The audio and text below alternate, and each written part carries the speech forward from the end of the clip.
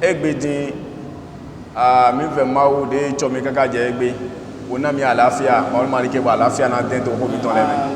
ama wa si mi ton to egbe afa tafsir masrasi ìyanu Ọlọ́run lo luwo ile na ba iwa si egbe ton na ma oni gwa lona yi de na do to egbe mo ni ke ni bi o to me na mi de mi le suna se ma o ma ri ke na gbon to adu si ton me bo bi o bo na gba mi o to me lo ton wala nabi Muhammad bo dagbo ma o ton àlàáfíà ma o ton na ti na meko wala la hawla wala quwwata illa billah jama werenu mi be ya salatu na nabi Muhammad sallallahu alaihi wasallam de do mi pa gigo na ma wa kalu de lo eja mi de di kebo mi mo asan egbe don alhamdulillah e de wa yin ko ta mi don egbe don biru li walide gbeto ni gba idagbe na meji to mejo awele de lo ile we saba bibo ido wa gbeme gbeto ni wa dagbe na yi ko tàbí dọ̀nẹ́ jẹnu kan bàbá mi lọ Imam Abdullatif Hamza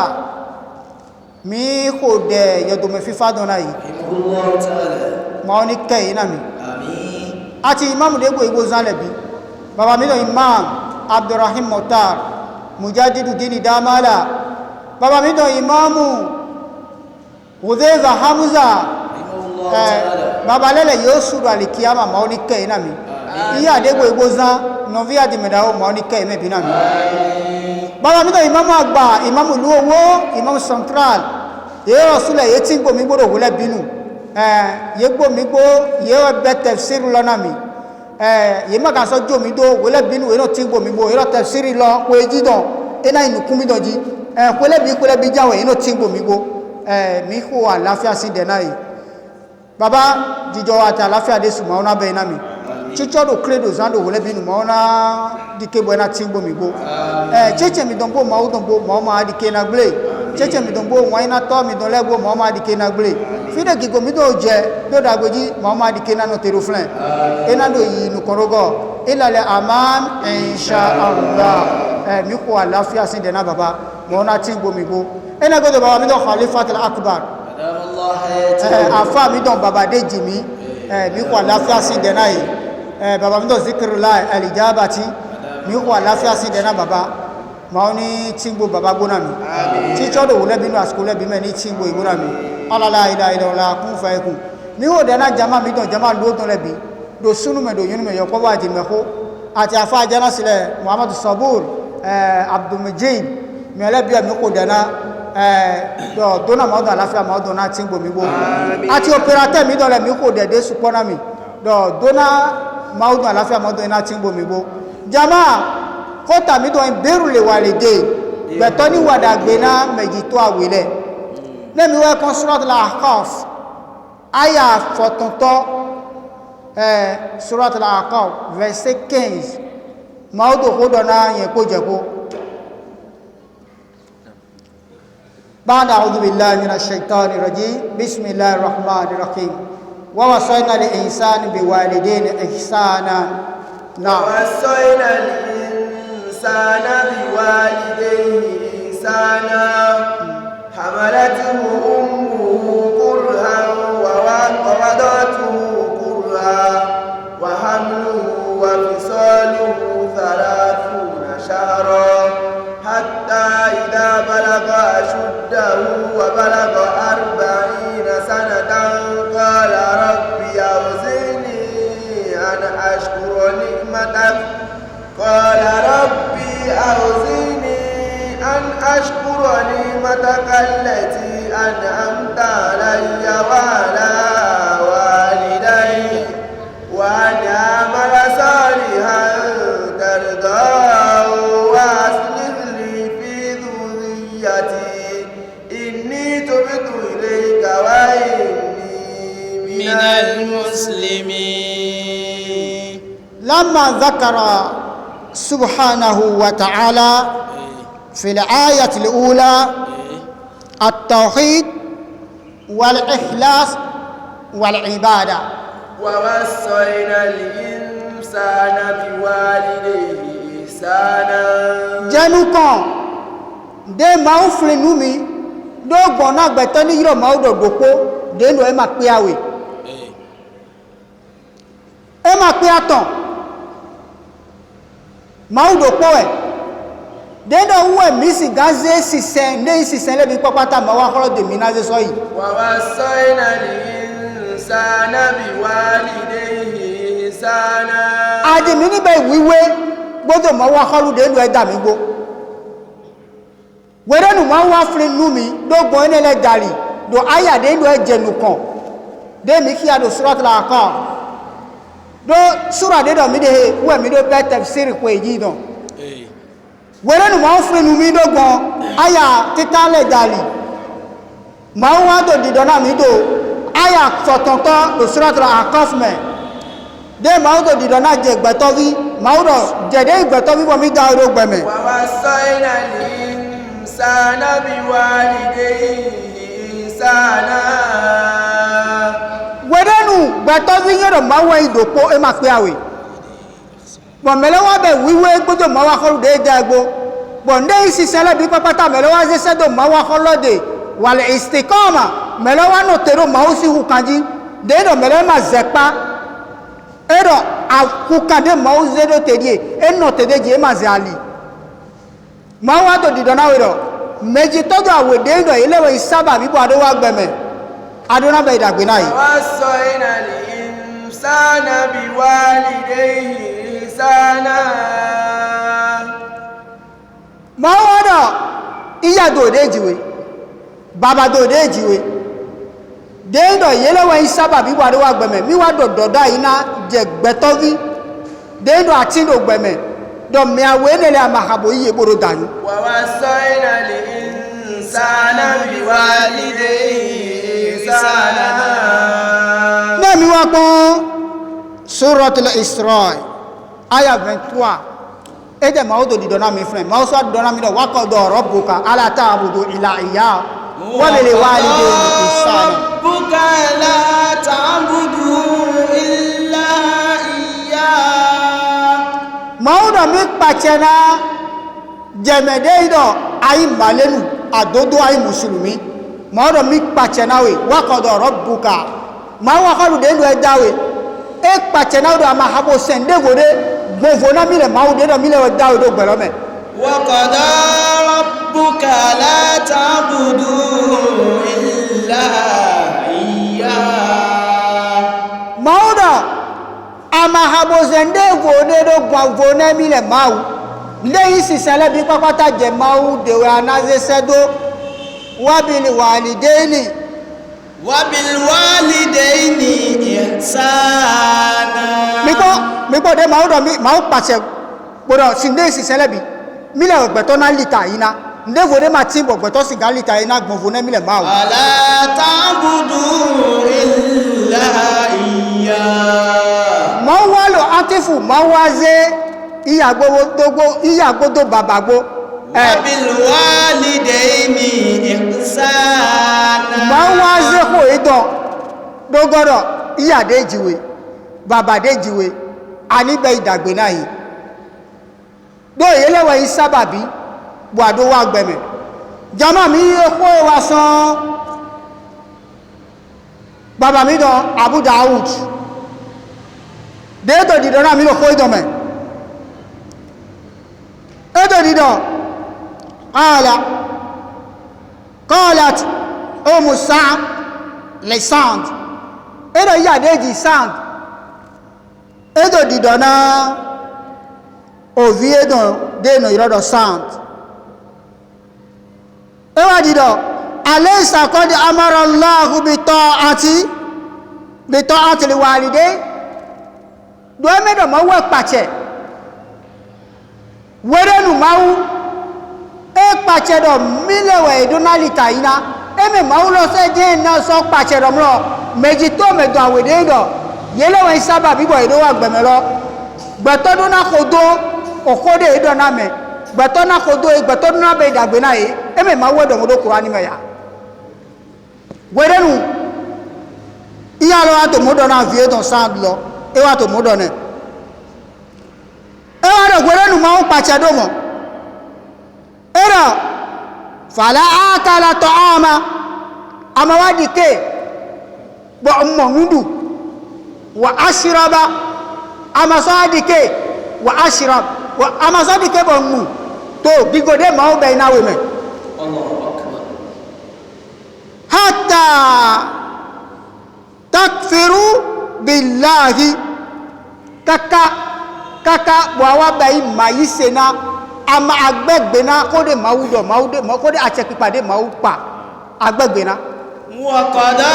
rabbuka la ta'budu illa iyyah wa bil walidayni ihsana jama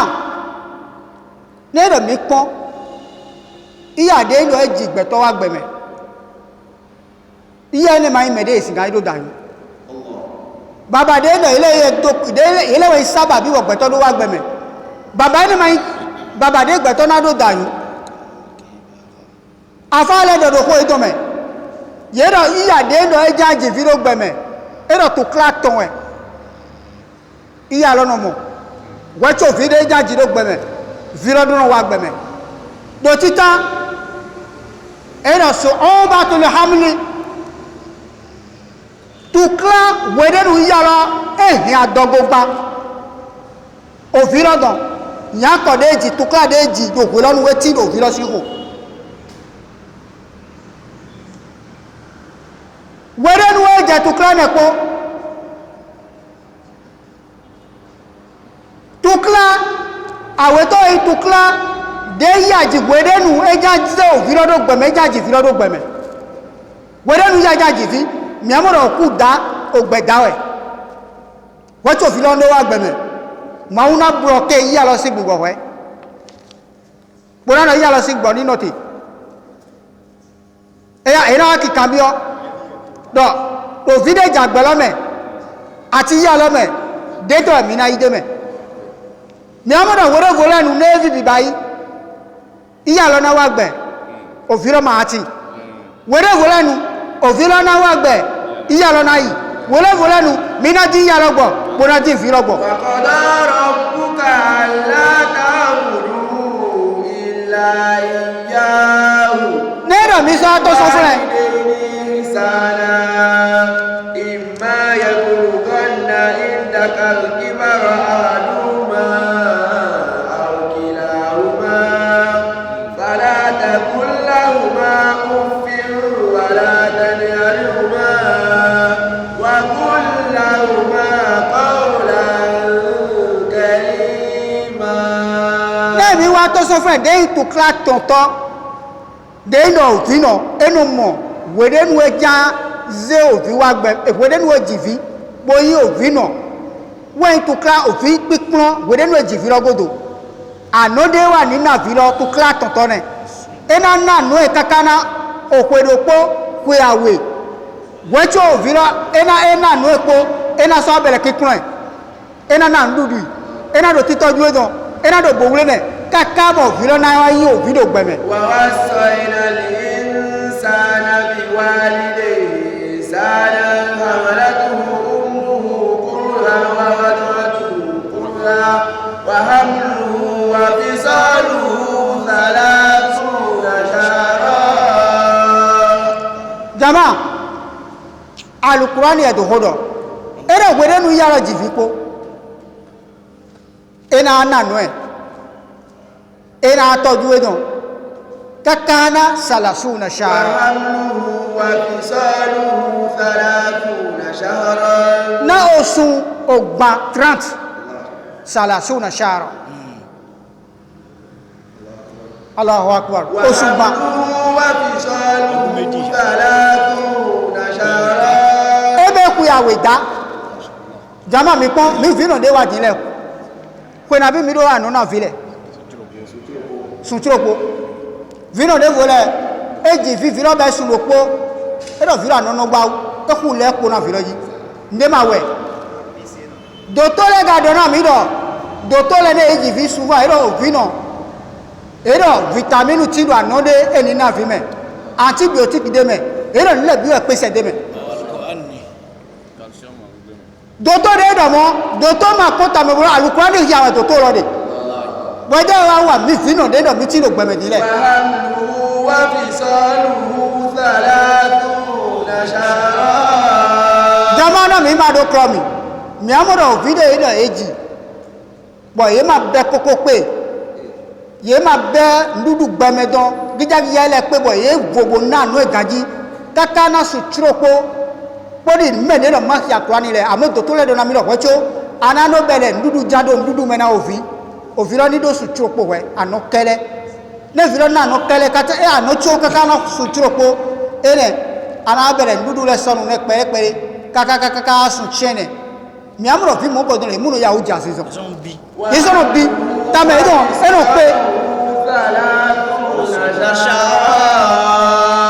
jama iya de wa ji video ejiyan ko do fi mo ko don ji kaka bo fi lo wa nwe حتى إذا بلغ أشده وبلغ 40 سنة الله أكبر حتى بلغ أشده وبلغ 40 سنة هنا بيجي أدو دي مارونو أمي أدو liberté أدو indépendance mi o indépendance o den mi o balaga do mi o do pe wiawe حتى إذا بلغ أشده وبلغ 40 سنة Alukwan na mi do agbepo fi kaka na kwe kande godo agbepo fi kwe kande godo agbepo fi na ya to go ba do go حتى إذا بلغ أشده وبلغ 40 سنة o fi do go lati ye mo do ko na bi re ro liberté o enemy 18 ans ero liberté mi o do liberté bon ye che désordre ba pe yi ne baba ito nya do non papa avant de me parler là vous allez contrôler les paroles que vous allez me dire baba to reji we contrôler votre langue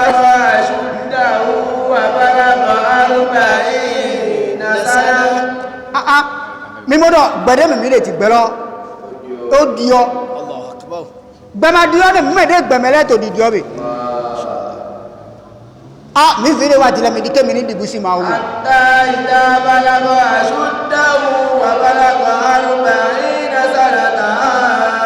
alukurado iya do de jiyan ko mo ngodon gboro do jiwe kaka bo wa yin do gbeme me ni ma yin me de don dayun meme so de wa nabi mi to muhammad sallallahu alaihi wasallam e wa ka obi e titan e ra nyiro je won zaguja nabi muhammad e ra gbodo iya gbodo baba gbo do emi awle me menu e jero yi ni wadagbina de nabi mi to jan keru e ra umuka e ra iya de jiwe ezo kan bi aweto anabi mi loro umuka ero ya dejiwe ezo kan bi atonto anabi mi loro umuka sallallahu alaihi wasallam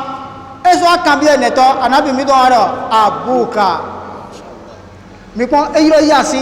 yin ko raton wacho ayiro baba dodoko ne mi wa pon edo ki aro kode alquran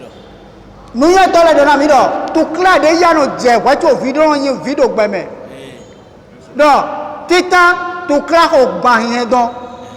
wacho mi na do to clear we de nu eja ji video do gbeme atoto yin to clear we de nu eji video po ena wa na no video bo na kun video kaka video na yin nu Allahu Akbar jo ne mo pe akoso de mi singa suna ya lo e te mi singa bayi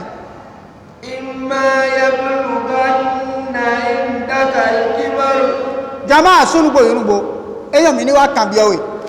jemede ndo ado todo midi wa do pipon mi do alonu di were nu awo obe kaka le za ku egbedin awo na ba ichatan eje obe na ya do dejiwe dagbede awa ne jeji ma u nawe teme bo avo bo ma u kewe ganji bo ano du ndudu de yan bo ron gbawe ano du nudu de yan bo no chinu iya to ga tin do tende meji bo do nu nepon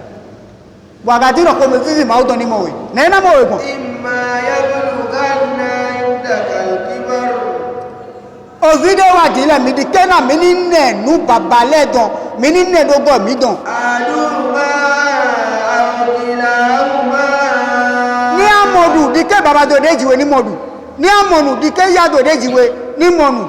ni adunu ni adu avo di ke ero sule ni do avo je madu tino mele me boro mejo me bayi boro agbajumo bayi na ni wa do mi pon dawo mi don akweno lo iye don ne do yi friend na أحدهما une do nu bi opo woro yi na mo je jagaro agbájúmọ̀ báyìí avoidone kudio na mi kon melele si ya na yi fren melele si baba na do yi ne bo jaga ti do to me wura agbájúmọ̀ mo be yi àdúmà àwòkìláhùmá Al-Qur'ani ado ni ani tọ́jú we gbowe na ya dogbo baba dogbo ekoro asiwe ene godo ere ne baba lele ye wa yin me kodo alodo me do po we do me ya abi emi awele e wa do amaka bodo shiona yi فلا تقل لهما أف ولا تنهرهما nere volati ero baba don do ko na ero baba e je tu mi ga so do mo di bi yo po bu si ko mi so do di do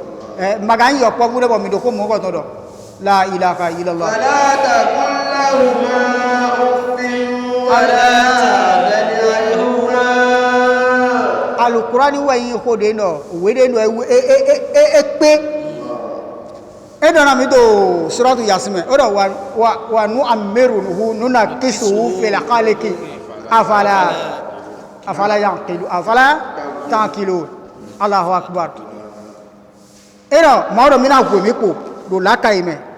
do agbasa me do kun je ya mi pon mi baba de ti mi baba mi do mi lo sile mi pon so pe were nu mi ti ro ko fotan mi ti ro ko yawo abi mi ti ro ko patan bo apon were nu mi di do ko kande ko di mi pon na me mi pon ni no me de me di Allahu akbar. eyan baba de do wa hun me ko do visa lo me bo de do ko do osu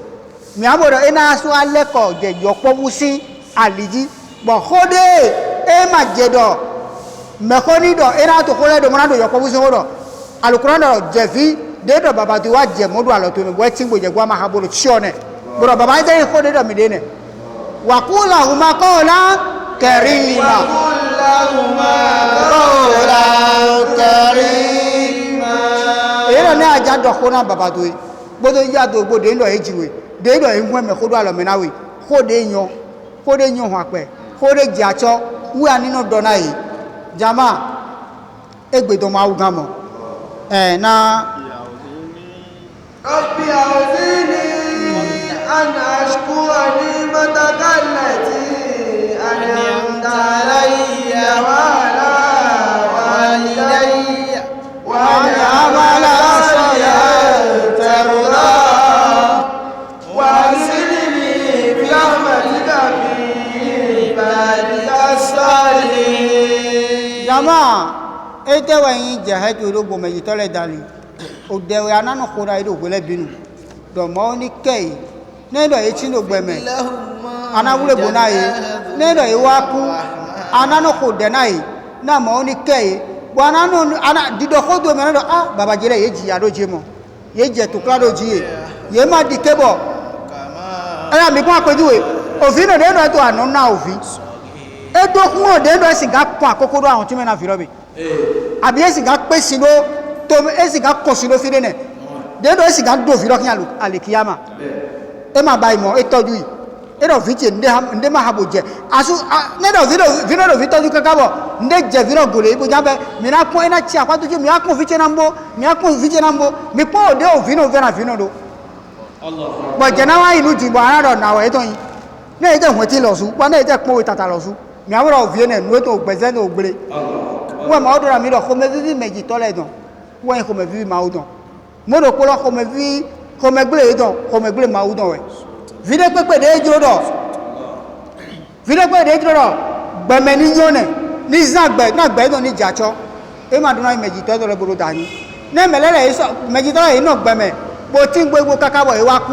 o dede yan e na no ko ade na yi bona no be sahara na yi fule mauna to fifli gbeme na no jije na ton bi begbe ina no mo bei na ton yi wa de gbe ina no mo bei na mauni se de do kropo mi don le don egbe don de mi don ma yi do ba do ko de bi na do ala la ilaha illa wala kun fayakun ala quran lazim mi wa bi ona beneto beson baba mi don patis talon ni ko de supona yi mo ni bi àlàáfíà de supona yi na mi mo ni ti gbo igbo àti ministre de gbo igbo de le àti député le àti maire àti CAL délégué conseiller les général les forces, comment les forces armées, les sapeurs-pompiers, il y a même bien, mais là, bien, nous connaissons. Ati, mais dès lors, nous coupons à ces zones gaules. D'autres, maoni, todu le soleil nami. Jama, mais dès maou be dagbena, bonne à la fia, et maillon que gigoda maou be nami. Afa, mettons des données à Janyon, gigoda à la fia do, il te trouve d'abord pour condé de Dijon. Bon relève, n'a bien quoi, oui, mais à Bonaco, à l'affaire, gigoda ouais. Alors, gigo baku dawa de no mau chona gbeto pone do baku lo fresh on tanameli a melo an re ho nu fresh on tanami mau de mani dikebuna mede no etino auto zanjile bi mani bi alafia de supona yi mi lo sure de no do koko mi don le me ti di bi bo ma do edan bo mi lo sise pe we mi do awu dodeji mi do choko dodeji mi afo bradeji mani na mi alafia mais pour le continuer boule mani salama idon masrasi mi do masrasi luo jama fire mi be je die mo alogora mi do titi do wole binu mausi ko gbewe mere pepe de do exactly do mausi ko gbe me mongo do mo do aho jeji supo aho su dagbe ma no su me mongo do me de wa jogbo ma gbo mo do aho ni wezo mi do alogona bi do masrasi mi don file mi ma do fenêtre mi ma do ohon mi ma do karo mi ko jamale wa ro kigbe di push no yi mele ma do pa fire na kwa do de alo ala teme e mati me de pepe de no jawa ma o chanson mi di kebo fun mi na ma oni se de do kloko mi don le don afa mi don de do ko don me e do me de do mi do question do mo chan le jile akwedo di dona mi qala limalu kulla yawmin limufiki edo wele binu akwe edo di dona me de do no zakwedo motion leji